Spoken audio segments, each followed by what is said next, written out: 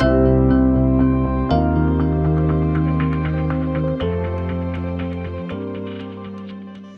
good day, boys. Welcome to the Culture Couch Live. Jez, how are we all? Rosie, how are you? Thanks, Good.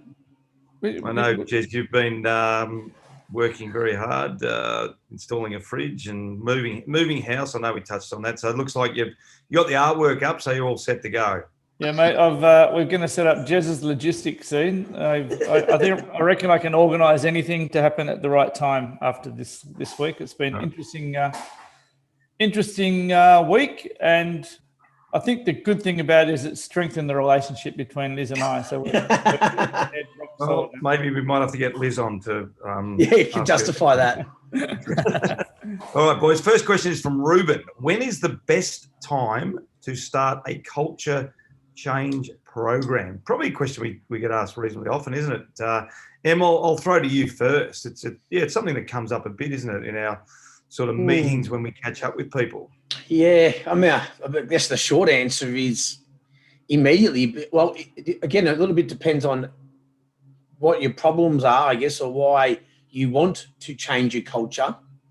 A lot of the time, I find people make the change and make the decision when something's broken, and then you've got to move and get your weight of numbers in your team moving forward, which is more difficult.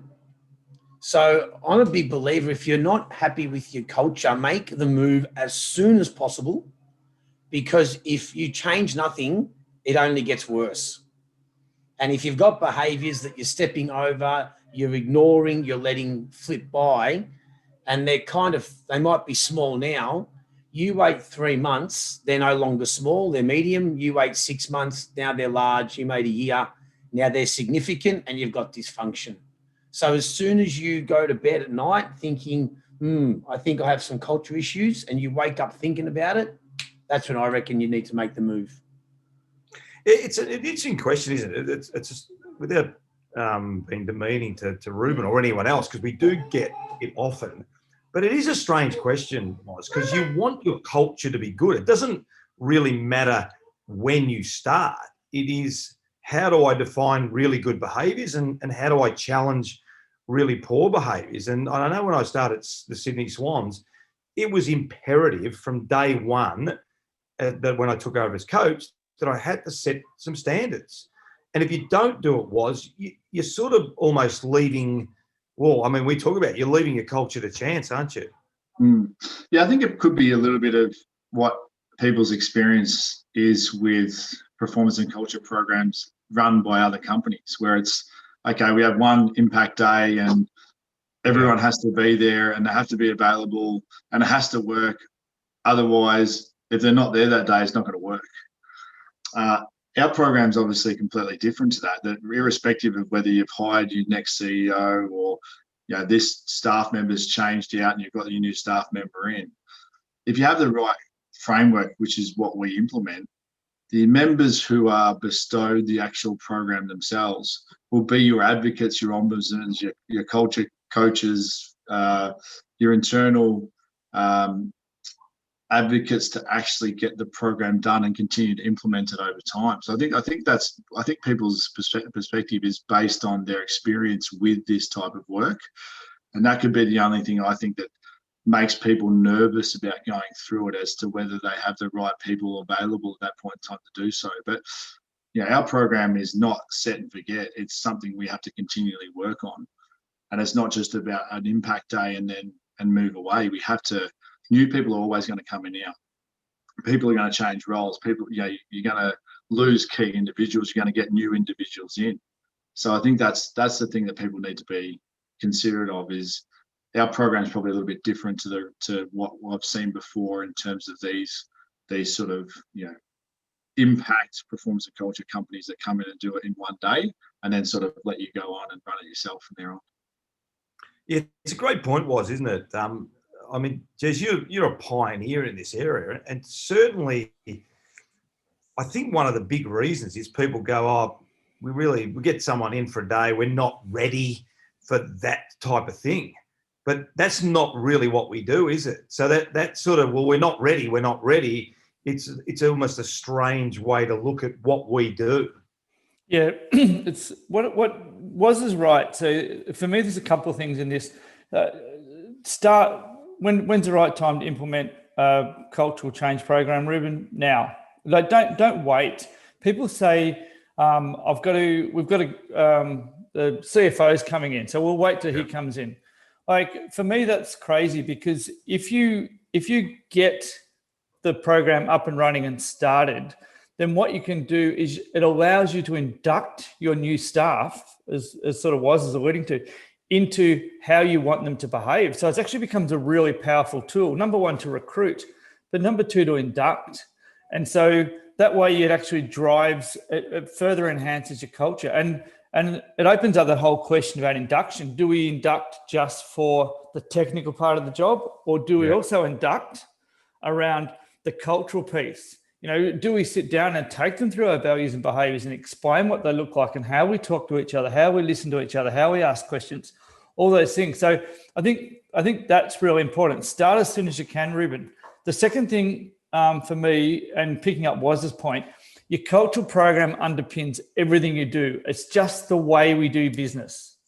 So don't think about it as something that sort of sits out here to the side, and when PBD or whoever rocks in, then, oh shit, we better start doing, some leadership. No, that's not how it works. It works because this is the way we engage with each other every single moment of every single day. So take the chance out of it and do it as quickly as you can. Yeah, and it's incredibly impactful. I mean, that's the biggest thing, isn't it? So I can only imagine if we had waited at Sydney, where we would have got as a footy club. So don't worry where you're at. Just get it started, because then the system looks after itself, basically. Well done, boys. That was fantastic. Valerie, question now. What are the primary challenges you face when you implement your system into a company? And there's multiple, isn't there, really? And maybe pick one each to sort of focus on, because it is challenging. We don't sort of pretend that we just roll into town like the sheriff and pull the 6-shooters out and everything works out nicely. I saw a Wide Earp movie the other night. That's why I related to that. Good movie too. Who wants to go first? Jez, do you want to go first this time? Yeah, okay. What was the question again? Valerie asked about what's the biggest primary challenges. I was caught on Wide Earp. Sorry. Doc Holliday and Wide Earp. Good cast. Kurt Russell and who was the other guy? Val Kilmer. What are the primary challenges you face when you implement your system into a company? For me, the critical one is the buy-in of the leaders. Like if your leaders, your CEO, your head coach, your managing director, your most influential people in the company aren't buying into what you're doing, then, like, to be honest, don't bother. Like, and so we're pretty strong on that. So unless the senior people have bought in and want to behave and want to be role model leaders, want to be congruent with the behaviors and values, then it's can work with teams underneath, and they can sort of, hopefully build weight of numbers so that they can bring it up. But it's a much harder road to hoe than if you've got the senior leaders, particularly the leader, on board. So for me, it's get the leader on board, get the executive team on board, get their direct reports on board, and then just watch the magic happen. It just goes from there.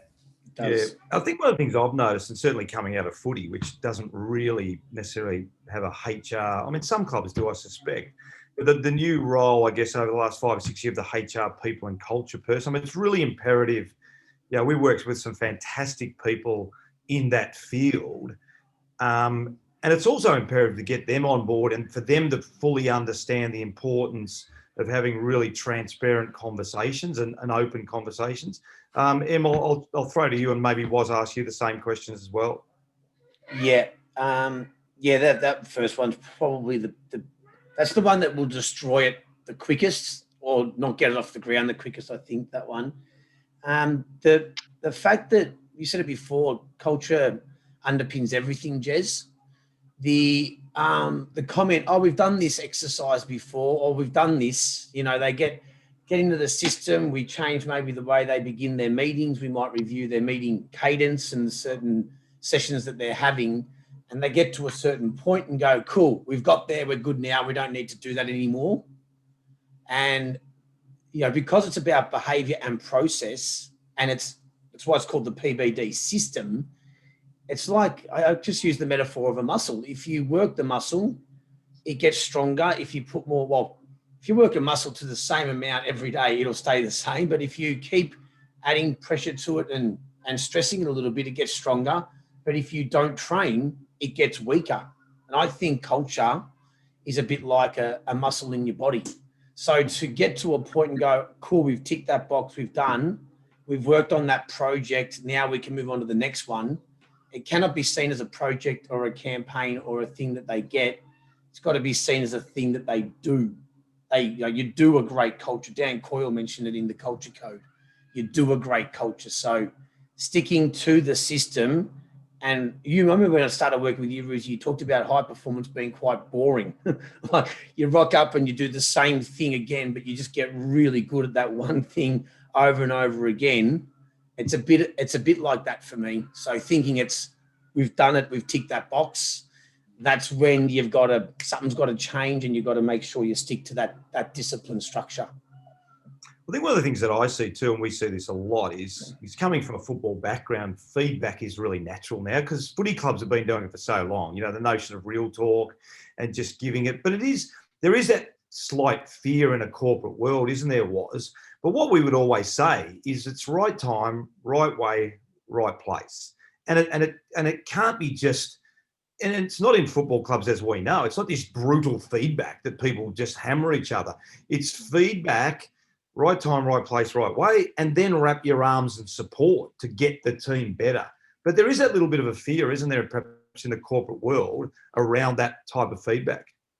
Yeah, 100%. I think like the best, once outside of like what Jez said, the buy-in is the biggest impact to it being successful from the start.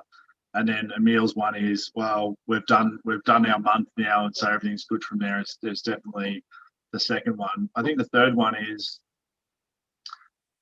in the early phase, the most successful part from my perspective of performance by design system is absolutely 100% real talk. Yeah.